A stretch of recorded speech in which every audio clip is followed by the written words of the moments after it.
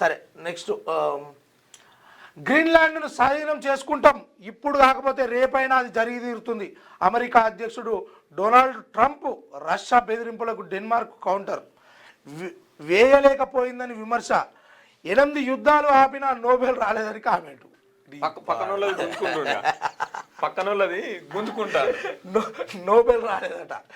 ఏంటంటే యుద్ధాలు పెట్టేదే ఈయన, అదే పంచాలు కిరికిరీలు పెట్టేదే ఈయన.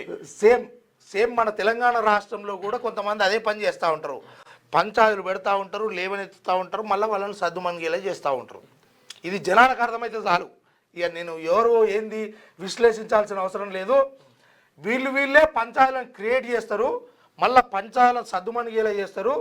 అది ఈ విషయాన్ని కొంతకాలం మంచో చెడో చర్చ జరిగే విధంగా అది చేస్తూ ఉంటారు. ఈ మార్కెట్లో ఉంటారు మొత్తానికి మంచో చెడో చర్చ జరగాలి, మార్కెట్లో ఉండాలి.